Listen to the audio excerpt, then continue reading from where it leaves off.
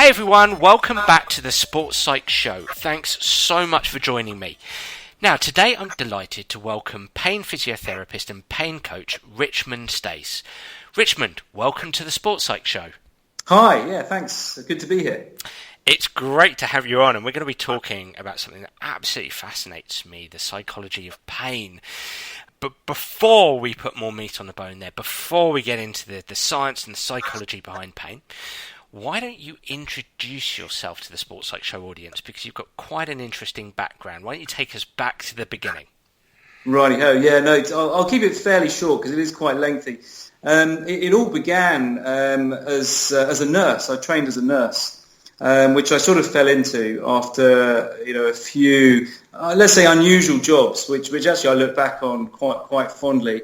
One includes being a private detective, and then swiftly moving on to packing sausages. There was no relation between the two. That seems a random shift there. Yeah, it was. I didn't really know what I wanted to do when I left school, and someone suggested, "Hey, what about nursing?" And that was real left field for me. And I went to I was at boarding school and played a lot of sport. Thought I might join the army. So actually, that was like, whoa. But I thought, well, that sounds interesting. And so I went off and did that. And it was 3 amazing years. And when I look back, I think, actually those years were really the grounding for what I do now in a strange kind of way. Because I went from being really wet behind the ears to just seeing some very heavy stuff in life, and now I just think, wow, that was great, and I literally made it my business to go everywhere and see everything that I could, because I was just fascinated by what was going on. And actually, it was in those early days that I'd sort of got interested in pain. I was seeing people come out of similar operations and wonder why their reactions were so different. And my kind of thinking was very black and white in those. I was 19, and I was really interested in the science and medicine and physiology, and that was all factual. But the subjective experience and the psychology and sociology, when we had those lectures, which were quite heavy, I was like, oh no, this is all very waffly and woo. I don't like this. So I did that. I went through that training and grew up a lot and very quickly. And then went on and did a sport rehab and sports science degree, because I thought, right, okay, well, maybe the sports world is where I want to go. I love sport, and this is kind of a happy medium. And that was an interesting degree for 3 years. But it wasn't really taking me anywhere to practice. So I then went and did the physio degree at King's.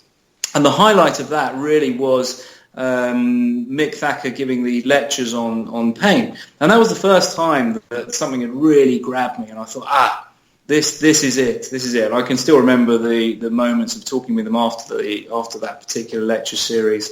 And I finished that degree, and that was fine. It was kind of to get the ticket to practice, and then by that stage, Mick had set up the Pain Masters at King's College.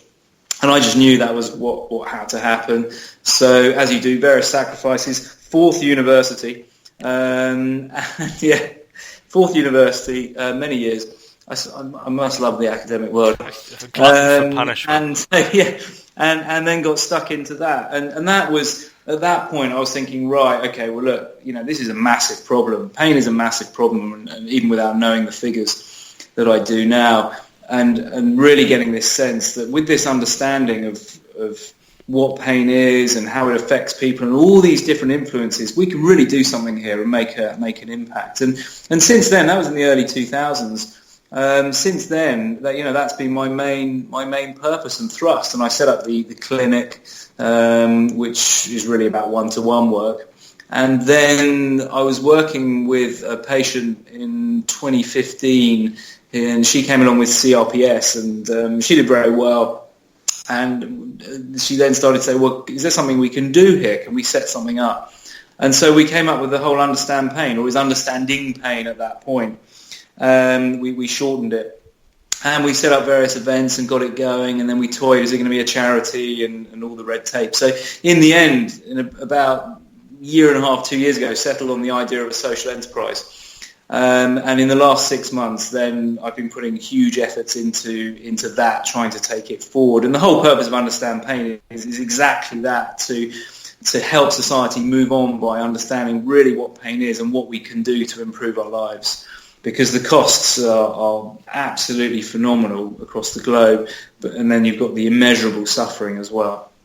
So that's kind of it in a potted history. It sounds to me like, the nursing gave you a grounding, an experience of the subjective perception that people have of pain, and the interest bubbled away, and then you did the master's degree, and was it Mick Thacker who came in and obviously put much more meat on the bone for you with regard to what this subjective pain is all about? Would that be a neat summation of what happened? Yeah, no, absolutely. And, when I think about sort of going back to that nursing period and all the different situations that I faced, as a young guy as well. And actually, while I was doing the training to support myself, I worked as a nursing auxiliary as well. So I was on the wards, spend hours and hours and hours just working with people. And that was really it. And, when I'm sort of doing coaching with clinicians and sort of the pain coach side there, the mentoring, I'd spend a lot of time talking about this. It's having that experience of working with people. And so that was the invaluable grounding that I got, because I'd never had that before. And actually, interestingly, that's why the work I did in the sausage factory is relevant. Not because I was putting frozen sausages in bags all day, but because I was working with really interesting people, and people who had worked in that factory like all their lives, and hearing their stories and being utterly fascinated by it. So that kind of desire to understand someone's narrative and just the fascination with it, I think, has done that full circle. So going through the black and white sort of phase, as I call it, and then coming through and just being interested in human nature. That's really fascinating, because I always say to people that my most influential experience leading up to being a sports psychologist was not so much my master's degree in sports psychology, which, was absolutely brilliant, but actually being a golf coach and teaching, coaching, listening to, communicating with different people, different ages, male, female, different social classes, if you like, for want of a better term. I just thought it was absolutely fascinating to be able to communicate and work with these people, and I've always felt that that's been a better grounding for me as a sports psychologist, that social experience. Oh, totally agreed. And in a similar way, the idea of pain coaching stemmed from being a cricket coach. So, from a very young age, I learned to be a cricket coach and was teaching the kids. And then there was a pause. And then I had my own kids, and I coached my son and got involved at his club. And it was during those that I was thinking, God, do you know what? There's quite a few things I'm doing here that are sort of similar to what I do in work, and vice versa. And then I thought, okay, that's interesting. And I lucked out big time I sometimes go to sort of fairly abstract meetings and conferences, and I went to this sort of HR strengths-based coaching meeting that I was invited to by one of the mums from school, actually. And I went along, and it was all people involved with change, and there were lawyers there from companies, and, oh, what do you do? I'm a physio. Sort of raise the eyebrow, what are you doing here type thing. But it would become obvious that a lot of the problems that they were having within business and change, there was some similar barriers to what I was experiencing, helping people move on with a pain issue. But the highlight was a talk by a guy called Mike Pegg. And Mike has since become, a great sort of mentor. So I got Mike and Mick, and my two big sort of influences. Yeah, the two M's I often pay homage to, because they've influenced and do influence my work and thinking massively. They're both very humble guys as well. But Mike gave this talk, and then I got in touch with him afterwards, and we've been in touch ever since. And he's the pioneer behind strengths-based coaching, really. And he's just got an amazing way. And he's one of these people, he calls himself the positive encourager. But he's one of these people, rare people, who you just spend a little bit of time chatting or in their presence, and immediately you come away feeling great about what you're doing. And it's just the way that they listen and point things out and gently nourish, sort of nudge you in different directions. And it's brilliant. And I just thought, gosh, that's awesome. And really wanted to take that on and blend it with the pain neuroscience to come up with something. And that was the whole pain coach idea. Which I've then been working on for how many years and continue to develop it as other things come along. Absolutely fascinating. Just going back to the nursing experience that you had, I just think it's fascinating that you experienced people having subjective experiences of pain. They would, I mean, we won't talk about the kind of wounds that you saw and the kind of specific experiences that you had, but it sounds to me like people could come in with pretty similar wounds, but physically, psychologically experience those wounds in a different way. Well, absolutely. You know, we cultivate our own perceptions. You know, the brain's predicting that into existence, if you like, and so you know, we just get a sense of the world, seeing it from our own perspective, and so you know, two people with the same wound, if you like, will have two completely different, unique experiences. And I think that, you know, what we've done in medicine in some respects is really quite brilliant with acute care and certain conditions. But when it comes to understanding this, you know, everything's kind of pigeonholed or reduced down, this reductionist approach. And that's a real problem because, you know, it's, say I've, you know, sprained my ankle hurts as a result of that. It's not my ankle that's in pain, I'm in pain.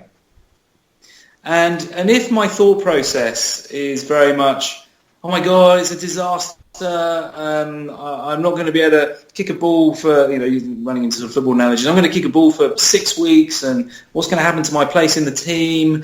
I can't walk around, this is horrible, then my experience is going to be very different to if I can say, okay, well look, you know, it's part of the deal here. It's not pleasant, I don't like it. However, you know, if you're active, there's a chance you might sprain your ankle. There's a period of time I need to manage this in the best possible way so I can get better and get back to what I'm doing. Plus, I'm surrounded by, you know, some people that love me and will support me and encourage me. Great. Okay, off I go. You know, the experiences are very, very different there.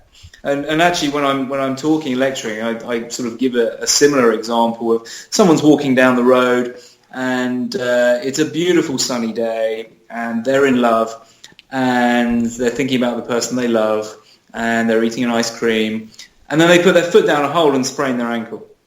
Then you've got someone else who's walking down the road, and it's pouring with rain, they've just lost their job, they've just been dumped, and they put their foot down a hole and sprain their ankle. Now, you know, the response is biologically and behaviourally, and I wouldn't put those in silos necessarily, because I think, you know, we're talking about one unified experience, but they're going to be completely different between those two situations. And those early responses to injury and the early understanding is absolutely key. And we're sort of drifting a little bit into the sports world here, because I think that, you know, chronic pain absolutely exists in sport.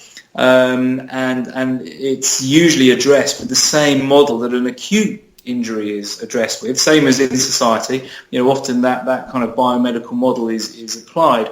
But it doesn't offer enough to really capture the rich experience of persistent pain, which is much more about, you know, habit and expectation, and of course there's a biology going on, but there's far more going on there in a sense that needs to be addressed than an acute injury, which, you know, can be fairly straightforward to manage if you do it sensibly. What I hear is narrative. What I hear as a sports psychologist is the narrative that people create around the injury influences the pain they experience. Would that be a fair thing to say? Oh, absolutely, and also the attachment to that narrative. You know, we attach to our views, we attach to our opinions, we attach to all sorts of stuff. And of course, from a Buddhist perspective, that's a source of suffering, the attachment. You know, the story I tell myself becomes my reality. And so it becomes very difficult to gain the insight or get a real perspective on a situation if you're so attached to a narrative. Oh, I'm never going to get better. You know, if I'm attached to that, I can't possibly have the insight into how to get better.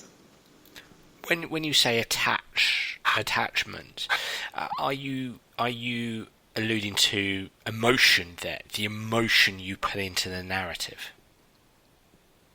Yeah, in a sense. I mean, I would say that perhaps the emotion emerges, you know, with that narrative. You know, thoughts and feelings very much come together, and from, you know, we know from a brain perspective, the areas involved hugely overlap. to try and untangle a thought and a feeling is very tricky. However, to sort of be able to step back, almost, I mean, one analogy that I use from the world of trauma is to be able to put the brakes on things and then take a perspective and then choose an action that's in line with your long-term picture of success. Being able to put the brakes on.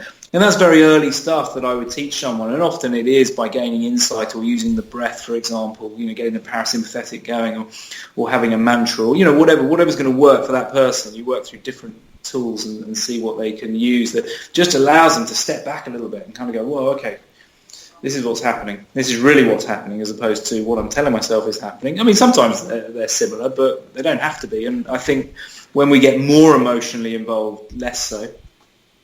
I think there's definitely, I mean, there's certain schools of thought that suggest that pain is an emotion.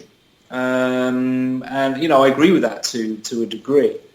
But I think there's always an emotional side to it. But that's, of course, where we lose that ability to make those clear decisions. Yeah, it becomes, if we ever can. It becomes a bit foggy.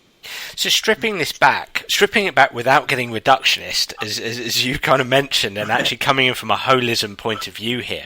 But when I say stripping it back, kind of let's reflect on what you've said. If I'm walking down the road and I sprain my ankle, and obviously the environment around me might make a difference to the narrative I have. But what I hear you say is, when I sprain my ankle, as an example, it's not just me straining my ankle. That would be a reductionist approach. It's Dan spraining his ankle and having a story around that and an attachment to that story, to that narrative. And so subsequently, the pain I experience from that specific injury is heavily influenced by that holism approach. It's not just the sprained ankle, it's the story and the attachment to the story. Yeah, absolutely. A sprained ankle can't happen in isolation. Okay. I mean, the interesting thing there is around context and environment and the meaning that I give, and there's lots of work being done on that. So, we know that players, for example, in sport, I think sport analogies are often good. Not everyone's into sport, so we need others as well. But this is the Sports Site show, so you throw as many as you want. Yeah. But there's going to be plenty of examples of sportsmen and women who are involved in something and then carry on playing and then realise later on that there's even a break, perhaps. It's the importance of continuing is so much, and you can use battlefield stories as well. People not realising that they've got severe trauma. Actual severe trauma, loss of limb or gunshot wound, etc. And they don't experience pain. They report they're not in pain, because actually what's more important is escape. And these are all survival mechanisms. And we were chatting before we came on air about some of the pain points that I run through. And this kind of touches on that nicely, because pain is not bound to the tissue state. It's much more about the state of the person and the situation that they are in. Meaning that it's quite feasible not to feel pain. So we see footballers go down and roll 79 times, and everyone's going yeah, get up. Now they probably are, or could well be, feeling a severe amount of pain, and the alarm bells go off because it's their leg, and obviously their legs are pretty important. And so there's a real meaning there, just like a violinist cutting their finger has a very different meaning to if I do it. If a carpenter whacks his thumb with his hammer, that's a different experience to me doing it. That's an occupational hazard. So all of those factors are very important. Now, we see the player getting up and then running around. 2 minutes later, everyone starts going, oh, he's putting it on, or she's putting it on, da-da-da. Well, they may be, and I'm sure they do at times, but equally they may not. And there was that great example of when, I think it was in 2012, when Messi was running into the box and the keeper came out, and they sort of, you can't even say collided, there was contact. He got the shot away and then hit the floor. And the press articles were reporting that he thought that was the last time he'd be kicking a ball for a long time because of the severity of the pain in his knee. And so he gets carted off, and there's all the pictures of him with the gas and air and such like. Goes off to be scanned. And of course, what do they find? Well, nothing. Just a bruise. And he's back up playing. very, very soon. No issue. But if you think about the context, think about from a sort of a brain and survival perspective. Here's arguably the world's greatest footballer. Legs and knees are important. There's all the discussion, the memes, the culture of football, and talking about legs, leg injuries, and da-da-da. Then something happens, there is a contact, he goes down, the crowd goes quiet. Whoa. This is all evidence that something really serious could be happening. And your brain is weighing that up, if you like. Now, I'm not being brain-centric here, because this is his lived experience going on, but it is processing in the brain that will emerge as this lived whole person experience, if you like. That's probably one way to put it. And so, just in case, and based on the evidence, and based on what has happened before, and everything he knows, this pain in his knee of great severity is the best explanation for what's happening right now. I think there's nothing else that explains it better. Yeah, I think that's so fascinating because, hey, I work with footballers, soccer players every single day, or almost every single day of my life, and even I can be guilty at times of shouting at the screen and going, "Oh, you're okay, get up," and when you see them and they go down like they've been shot, and as you quite rightly say, I mean, sometimes, and certainly in some cultures, the ability to feign injury or the pain can be utilised to win a free kick or something. But you're the first person to come along to make me really think that actually they might be subjectively experiencing a wealth of pain in that moment, even though it was only a minor touch and actually there's nothing wrong. As you say, just for Messi, it was a slight bruise, and it just demonstrates, as you said, I'm not being brain-centric there, but it just demonstrates how that two-way connection between brain and body, and how much the brain is influenced by the body and the body is influenced by the brain, and both, that nervous system, if you like, is coupled with the environment. So as you said, the crowd goes silent.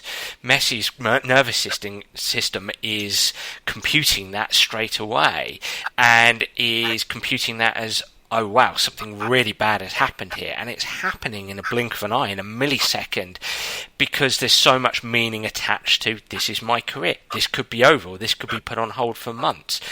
There's a wealth of complexity happening in such a short amount of time. Yeah, no, absolutely. I mean, look, there's even more common examples, and that's when a kid falls over and turns around to look at his or her parent, and then gauge the reaction. I mean, it's the same kind of thing going on, and that's all learning. That's why I was often, or probably still am, seen as being a fairly unsympathetic dad, because I kind of get this stuff, and I'm like, yeah, well, you'll be all right. So what do you do? What does unsympathetic dad do when your son or daughter falls over? Well, I assess the situation very quickly. That sounds very physio-like, doesn't it? I see what's going on and realise that there's nothing major, and just encourage them to keep going and dust off, and explain that that's fine. It's just your body dealing with whatever needs to deal with. I'm probably coming less up to. I'm becoming massage dad these days. There's many requests for massage, which is fine. A big area I'm interested in is the whole effects of different kinds of touch. So I probably use them as for experiments as well, which they don't know, which they probably will know if they listen to this now, which will change everything. Well, the request will stop when you start charging, basically. Well, yeah. But no, we are very much sort of interrelated, interconnected. The environment is created by my perception. This is my version of it. I don't really know what's out there. My brain just receives these sensory signals and has to infer what they mean. And based on what I already know, then this world out here is created. The world is kind of an opportunity. We've got all these affordances, possible things that we can do, and it creates those opportunities for us, basically to survive in a sense and do the basics. And that's fascinating in itself. And the fact that, I believe that we interrelate, we develop our sense of self through others, and that interrelation keeps going right the way through. So we don't exist as pure individuals. I know that's hugely up for debate, but that's just my kind of thinking. But when it comes to pain and overcoming a pain problem, I think that we lose certain connections. And I talk about the 3 Ps. So you've got people and your purpose and the planet or places. So there are certain places I may not go because I have pain. I may not even leave my house, for example. And you probably saw that recently there was a study showing that we should try and get at least 2 hours of nature every week. Okay. We feel good out in nature. And so that's important, and places that we go. What kinds of places? Even you think about office space. Oh, I've got this sort of dingy little office with no window. How does that affect someone? Massive. Compared to having a nice sort of span of the city or of a park or of a river or the sea or whatever. All these things will have different effects. And our connections and engagements with people change. And certainly our close relationships, it can add a huge amount of pressure to relationships that are fraught with challenges anyway. And also your purpose. If you're a footballer, for example, and you can't play football, we're talking about embodied cognition before. The thinking through your body, with your body, how your body is and how that affects the decisions that you make. If you've got pain or thoughts about pain, then undoubtedly that's going to affect your performance, whatever you're doing, whether you're a footballer, businessman, or whatever. And then connection with the body, that's kind of the 4th thing. We'll try and get away from that area, maybe distract. And whereas actually to transform a problem, to deal with it, you've got to engage with it. And so we'll look at different ways of doing that. Let's hone in on that, because I was going to ask you around intervention what people can do here. I mean, actually, when you said people, purpose and place, I was thinking about, I often talk to audiences about dynamic brains in dynamic bodies in dynamic environments. So there's a lot of dynamism there, there's a lot of change, and we're constantly hoping with change. Change is a constant, isn't it? But in terms of dynamic bodies, I mean, as a sports psychologist, I'm very much into embodiment. I'm very much into players, people, competitors, managing themselves by embodying who they want to be, how they want to be, perhaps embodying other people at times. So how does the body play a part in the role of managing pain?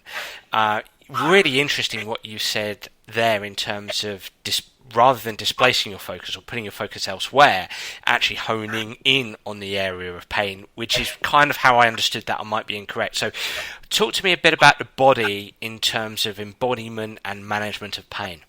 Yeah, no, absolutely. Well, no, the honing in, I mean, that's an interesting one, because it's more that sort of mindful observance, that curiosity and interest, because most people that have persistent pain will develop some kind of hypervigilance, and then often that comes along with catastrophizing about what it might mean until they understand it. Hence the importance of that. But of course, everything has to happen in the body, and I love the phrase "the body keeps the score." Obviously, it's a great book as well. Documenting the sort of treatment of trauma and such, but I think it captures it nicely, because everything that we do with our body. I don't kind of somehow have this other self that pops out and goes off and does something and comes back. And the body, the brain needs a body, because how else is it going to gather the information from the world? And actually, it's our body which really governs what we're able to do and how we can do it. There are confines, despite the fact that we are incredibly flexible. Even with certain limitations, the amount of stuff we can do is quite phenomenal. But we take it for granted. I can pick up a cup, I can scratch my head, I can bend over. I can some people will have difficulty with those things, I know. But even someone who's got really horrible chronic pain, really intense, maybe more neuropathic type pain, CRPS, that sort of thing, there's still an incredible amount of stuff that they can do with their body. So you can't get away from it. We try, and then we've got disorders, like dissociation issues and whatnot. I'm quite interested in those, and depersonalization, and obviously that can come through trauma and such like. And in a way, that's why looking at the long story is very important with persistent pain, because we know that sadly, a proportion of people will have suffered some kind of trauma or adverse early event in their life. there's some 40% of one and quite a few people 2, 3, 4. Now that doesn't necessarily mean that every person that's experienced that then suffers chronic pain or chronic health issues, because actually at the time, if it happens and they're well supported and surrounded, these things can be somewhat resolved. It's part of their story always, but can be somewhat resolved. But others not, and they carry through these coping mechanisms. I mean, you'll know this well as a psychologist. These coping mechanisms that they used in their younger years, and they're still using them in adulthood, which affects things like relationships and how they see the world, their worldview, and the choices that they make. And I think that the work around The Body Keeps a Score and others, Peter Levine, sort of really drawing things together. So it's not just this silo of kind of stuff in your head, and I say that with inverted commas. It's very much embodied. It's about movement and getting in touch with your body and using your body in a healthy way, rather than trying to escape from it. And we even see that in the tantrums of 2-year-olds, 3-year-olds. They got this massive emotions. They don't know what to do. So it's like, they're trying to get away from the body. But to be whole, to be well, we must be very well connected with the body, and that's why some of the simple movements and practices that I'll use, and always when doing specific more sensory motor work, trying to develop that sense of where you are in space, which often goes askew in pain, is really with full concentration on what you're doing. And I'll usually enhance that by teaching people simple mindful techniques, meditation techniques, to help them to focus. That focused attention and open attention, and being able to sort of zoom out and zoom in and learn to do that. As getting someone to follow their breath for 2 minutes and to cover that with their attention sounds so simple, but as I'm sure you know, it's really hard. And you realise that your mind goes all over the place, but then you realise that's how it works. But with practice, that sort of starts to change. So it's sort of combining things really. But in summary, the body is always there. Honing in on that mindfulness piece, help me understand how, if I engage in mindfulness, and you talked about zooming in, zooming out, you talked about breath, breathing, how does that actually help me cope with pain? Again, I'm just trying to get clear in my mind. Is it that it's, okay, so I'm in pain, so I'm now going to, from a practical standpoint, I could practice mindfulness every single day, and I can work on focusing on my breath and become more attentive of that. I can zoom in, I can zoom out, I can become more accustomed to living in my body, and a lived experience.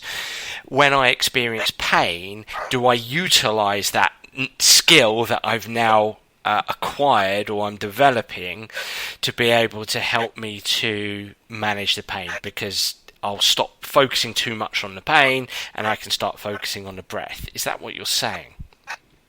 Yeah, I mean, kind of. I mean, look, a lot of people have been using mindfulness to help with pain problems for since Kabat-Zinn back in the 70s. Yeah.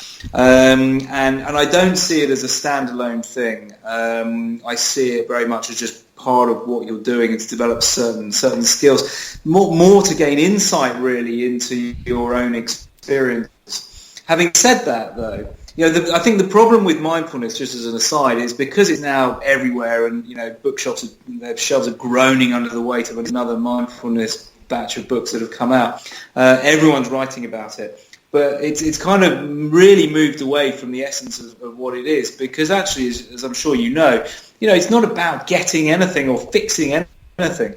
And we're so brought up in our world to think about, I've got to fix this, got to do that, got to do. So it's very alien to sort of sit back and kind of do nothing and just see what that's like.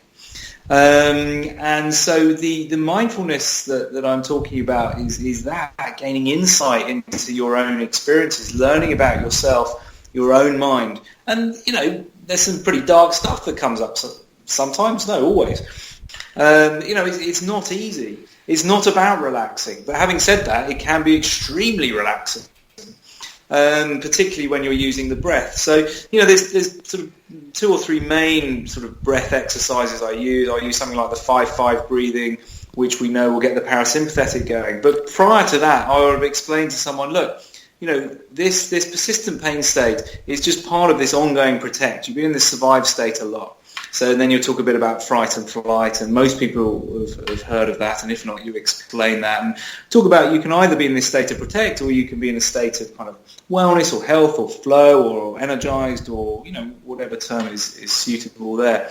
But actually, we want to spend most of our time in those states, and only get into survive states when we really need to. Now, sometimes that is on a just-in-case basis, and that's kind of how we work. So 9 times out of 10, there isn't a lion behind the bush, but there might be. So that's okay.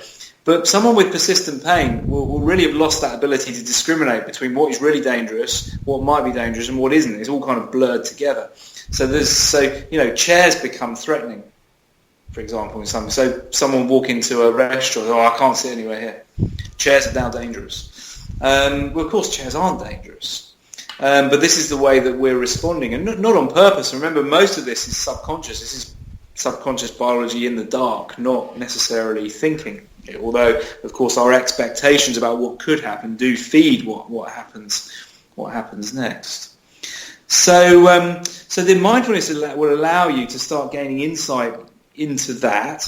Also, I mentioned earlier about applying the brakes, and the breathing allows you just to kind of get a little bit of calm and clarity, just to step back, and then you can think, right, what's my next best choice here in line with my picture of success? And this is where the coaching side comes in, because we've got to learn to coach ourselves. Well, my job as a pain coach is to coach people to coach themselves in these key moments, because these are the key moments of transformation. These are the person's opportunities to do something different here and create a new pattern to get new results, because that's what they want. They want different results.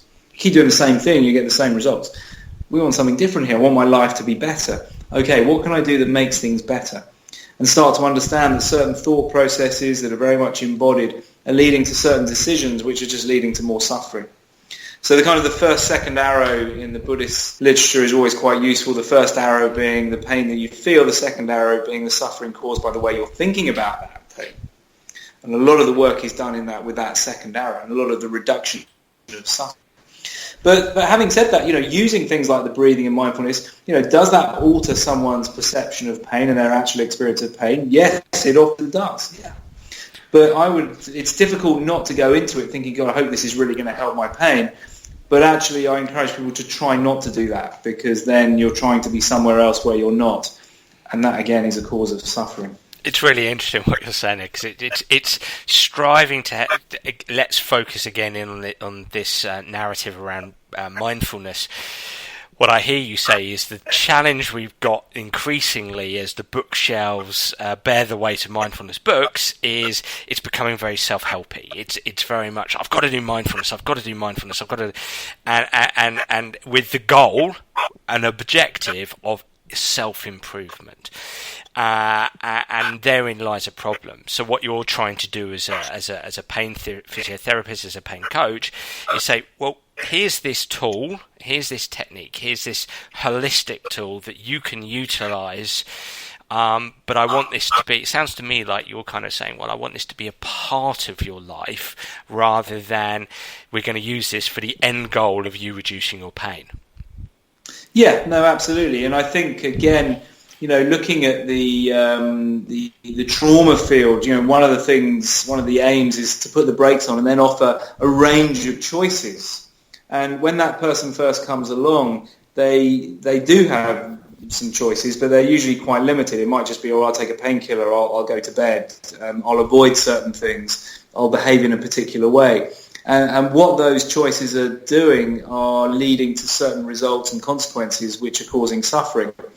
And what we do is expand their repertoire of choices, expand the things that they can do, but always pointing towards that picture of success. And again, that's very much the strengths-based coaching, and it will be from other models as well, is to very early on identify, what are the real results you want here? And of course, most people start off by saying, I don't want this pain.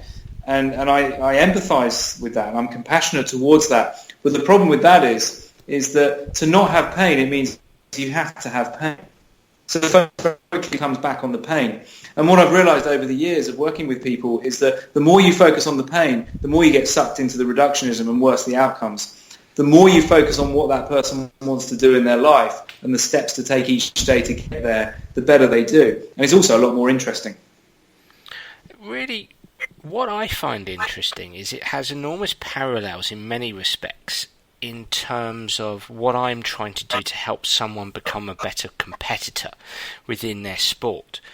Because I find in my work, by and large, as a general rule of thumb, and when I say by and large and general rule of thumb, this is probably for 90% of competitors. Other sports psychs might see this differently, but is actually to get them away from striving to win, and in many respects away from striving to perform at their best, and actually get them to strive to create a process that they can follow, that they can focus on and execute, and actually, rather than striving to perform at their best, just actually strive to get the best from their performance. If that makes sense, there's a subtle linguistic change there. But in summary, it sounds like we're trying to do the same things, which is we've got somebody coming to us because they want a better outcome, but we're kind of saying, okay, now you need to stop focusing on getting to that, stop focusing on worrying about that outcome and trying to get to that outcome, and actually just focus on these things over here, which will help you get that outcome inadvertently. Yeah, no, absolutely. It's a bit like, wanting to get to the top of the mountain and forgetting that there's a mountain. Yep. And you've tapped into something there. I mean, I very much draw upon, the sort of habits of peak performers, if you like, to look at, what delivers results for people and look at examples of that, but also look at examples within that person. When have you overcome something before? When have you been successful before? What strengths have you used? What's really important to you, your values, making value-based decisions. So all of that comes in there. I'm a big fan of the sort of John Wooden approach in that, you strive to do what you can in this moment, and these are principles that you can follow. Because if you're totally focused on results, well, you're not there yet. You kind of missed out a bit. Hence the kind of looking at the top of the mountain, forgetting there's a mountain. You've got to take these steps, and to do that, you've got to be present and you've got to be focused. And of course, there's plenty of distractions in life anyway, and if you've got pain and all the associated complications of that, then there's this huge amount of distraction, and we're very easily pulled away from the things that we can do. And there was a classic example of that with someone I was working with this morning, who'd kind of got caught up again in that original sort of narrative of a rather bleak outlook, and just needed a little bit of nudging back into realising what had already been achieved in a very short period of time, and an approach that can be taken that was very much working, with the body rather than trying to force through. So again, similar parallels to what I do, and probably similar parallels to what a sports coach should do in these circumstances, in my opinion, which is to hold an appreciative inquiry, essentially. Focus on what's working, strengths, areas where they have seen improvement. And as you say, part of that coaching process is you as a coach. Yes, you're trying to help somebody help themselves, but often as a coach, you have to help themselves by nudging them back on course. Yeah, absolutely. And I think that's one of the key roles, to be an encourager and to keep momentum going in the right direction. And I'm glad you brought up the appreciative inquiry, because I'm a big fan of that, in as much as it's such a simple concept. I mean, there's a lot to it, but the simple concept of just asking the right questions and how they're phrased. But not just in the sort of David Cooper Ryder sense of getting a large number of people in a room, which I think is a wonderful thing to do, but right down to the individual. What are you asking yourself? Because we ask ourselves questions all the time. A classic example in day to day is around tiredness. People with pain and suffer with sleep issues, and they sort of beget each other. So they're knackered. And so I say, well, what is it? What do you do when you're tired? What kinds of things do you ask yourself? And usually we say to ourselves, why do I feel so bad? Why am I so tired? And of course, we'll answer all those questions with a whole ream of things that just make us feel worse and worse and worse. Actually, the question to ask is, how can I build my energy? How can I feel better? What can I do that builds my energy, that boosts me here? And that way, you think, okay, well, I'll grab a drink, I'll have some fresh air, I'll go and connect with someone, I'll have a shower, I'll put on a pumping tune, whatever. You'll take some action in the right direction. It's really interesting because, as you're saying there, I'm laughing to myself because I'm kind of thinking, well, that's classic me. Even though all the stuff I know in psychology, we're probably the worst people to actually practice what we preach, especially myself on the golf course for sure. But as you're speaking now, I'm thinking, yeah, you're right. You know, is when I think about, oh, I'm tired. Why am I tired? And I go off on this problem talk. And I don't go into solution mode. And actually, I've done some qualifications in the area of solution-focused brief therapy, and I've had somebody on the Sports Psych show. The audience will remember Paul Z. Jackson. It was a brilliant episode, and that's about actually directing your language and your focus of attention onto solutions rather than resonating the problems. And as you're speaking, I'm thinking of the classic work of Martin Seligman and positive psychology, and how his hypothesis of how we tend to have a negative brain. And it can be so subtle at times, you know. When I talk to people about negative brain, they start to think about obvious statements that can be negative, but actually it works subtly, doesn't it? It's just the statements we make and the questions we ask ourselves about, oh, why am I tired and why do I feel so awful? And that negativity is we become entrenched in those thoughts rather than, no, come on, stop. Right, what have I got to do now that's going to give me some energy? Do I go for a walk? Can I have a drink? What is it that I can do? So, I resonate with exactly what you said there. Well, I think, you know, some of the stuff, you know, I kind of pinch ideas from all sorts of fields, as I said right at the start. And you know, Jim Collins' Good to Great, you know, it's a bit of a classic in the business world, but in there, you know, there's some great kind of coaching tips. You know, what's my next best decision, and now. And if you're asking yourself that, you know, it becomes apparent, and you can really differentiate between, you know, wants and needs. You know, I need this, but I want that. Okay, well, I've got to go with the need, and it's that sort of learning that self-discipline. And so these are all the tools that we can impart and share and help someone to develop. Obviously, they need to choose to use them. You know, that's another story, and there's going to be influential factors there. So people they hang out with, past experiences, and such like. But just going back to what you're saying about the negative mind, the negative brain, it's interesting, isn't it? Because I think a lot of people think of you know, positive stuff and negative stuff as basically good and bad, as opposed to the fact that we need both. Of course. And so, again, I was chatting to someone, a patient, and explaining this and using an example they'd given, and said, well, look, if you didn't have that negative way of thinking, you would have gone ahead and done that bit of exercise. You know, you could have done it for 2 hours and then been in absolute agony afterwards. So you needed that negative thinking just to kind of temper what it is you wanted to do. But then you need to be also receptive. So you need to be receptive to what is. And that kind of blends a little bit with accepting where you are, and always pointing out that acceptance is definitely not giving up or surrendering or saying, well, that's it, I've just got to manage it. It's just about saying this is where I am, and allowing you to move on from there using, you know, whichever practices are appropriate. But I like to point that out, because I think that, you know, it's not good and bad. We need both.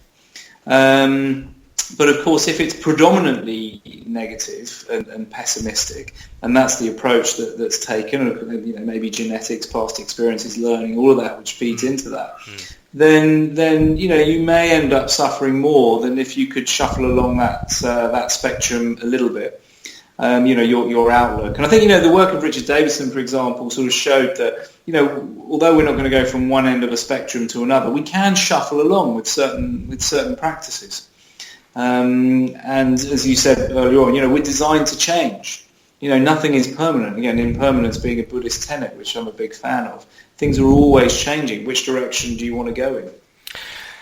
Well, yes, and as I've said quite often on the Sports Psych show, I mean, I think as a sports psychologist, you can kind of, fingers can point at you and say, oh, you're the positive thinking guy, and it's actually far from the truth. You're the flexible thinking guy, as I would say, and I think thinking flexibility, we might use the term cognitive flexibility if we were talking more scientifically there, I think is optimal, and I think that, you know, that can be from acute moments of performance, you know, when competitors are on the pitch and they've really got to be able to think flexibly in the moment and actually do so fast, and experience will help them to do so there. But mental skill, that to me is what mental skill is all about: flexibility of thinking, flexibility of attention, flexibility of intensity.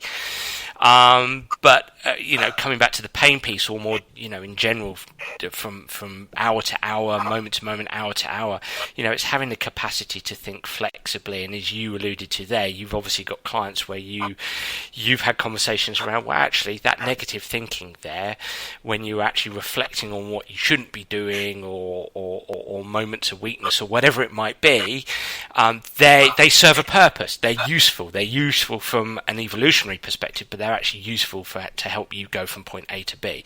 It's not just about positive thinking. Yeah, no, absolutely. I think that's where positive psychology gets a bit of a bad rap when people don't understand it. They think it's just about going around saying everything's wonderful when it isn't. And the same with positive thinking. And you're swift to point out that, look, I could sit in a chair all day thinking positively and achieve nothing. So, it's much more about an approach of knowing where you're going and taking positive steps towards it. That's the positive approach. Yeah, it strikes me that it's helping somebody put a process in place, whatever that looks like, and that can be a range of tools, techniques, strategies, philosophies. Those could be more narrative or more embodied, and it's putting those in place, and then maybe the person having a positive attitude, if you like, towards executing those strategies.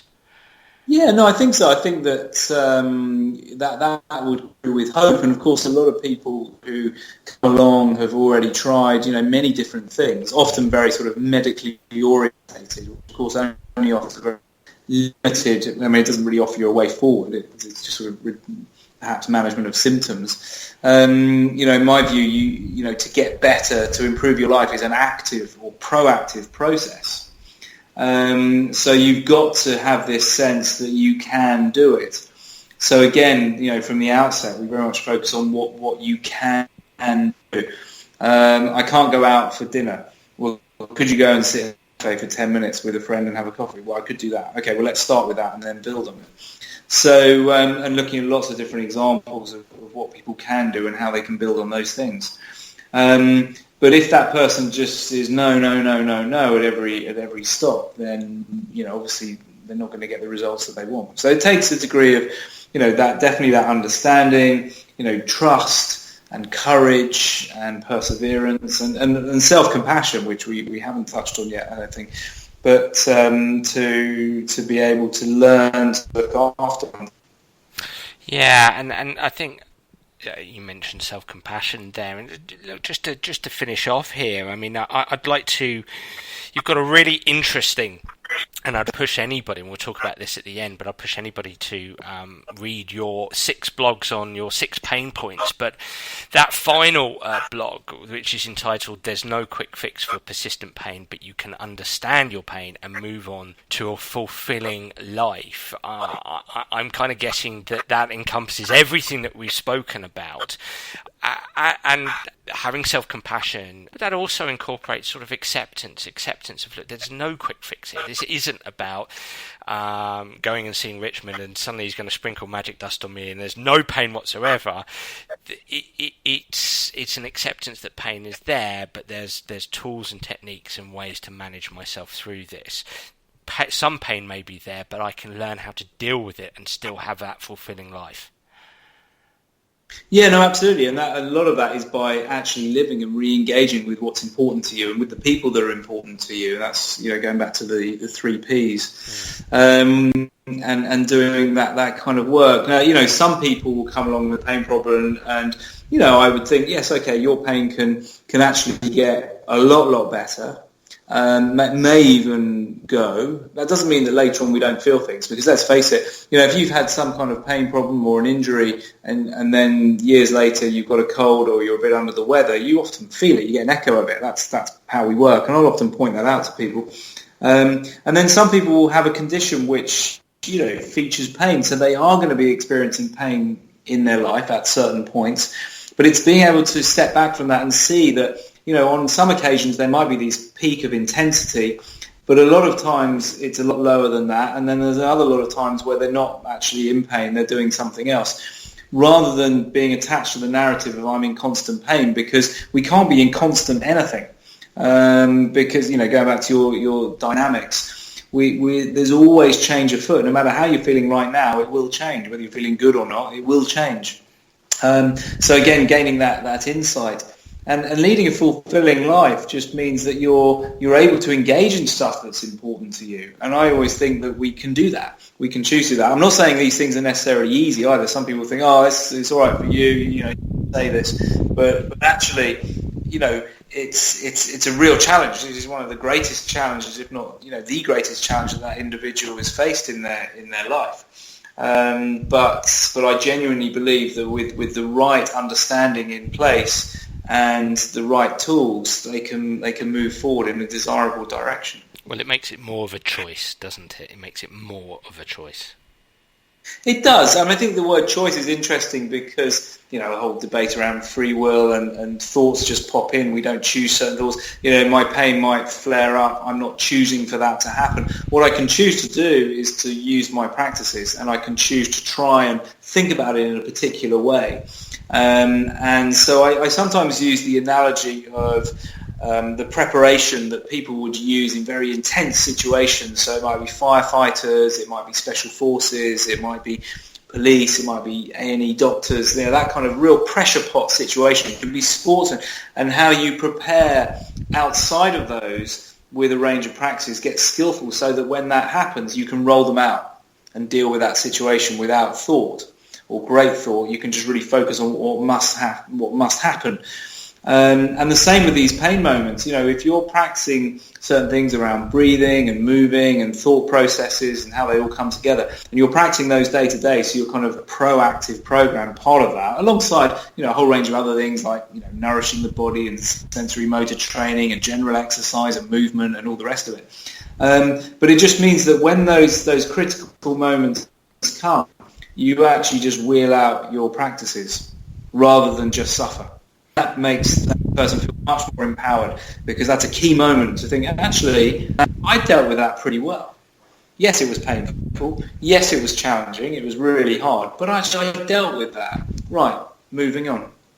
Yeah, I really love that. I love that term, or the concept of to give myself more of a chance of making the right choice or choices. I engage in my practices. I think that's really pertinent, especially in sport.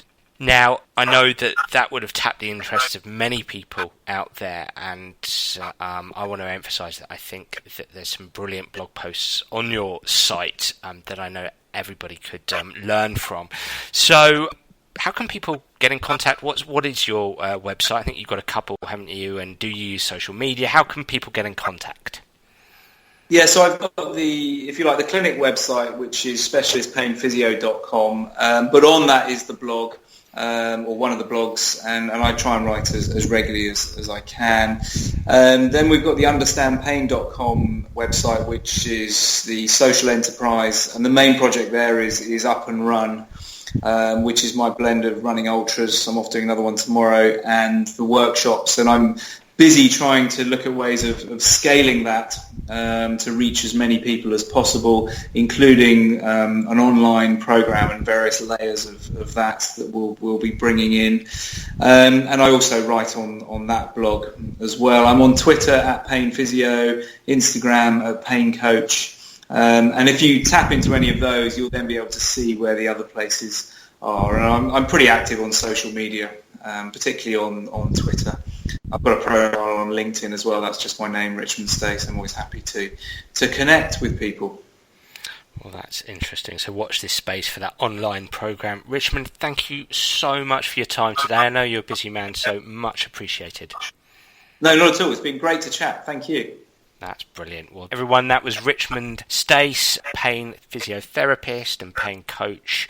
And I really did enjoy that podcast. There's so many interesting points for sports coaches, sports competitors, sports psychologists alike. And I'd certainly love to hear what you think of the episode and of the Sports Psych show in general. So please do get in touch via Twitter or Facebook or through my website. danabrahams.com to tell me exactly what you think of the Sports Psych show, and if you do have any suggestions about format or future guests, I'd be delighted to hear them. Now, I'm really looking forward to next week's episode, so bye for now.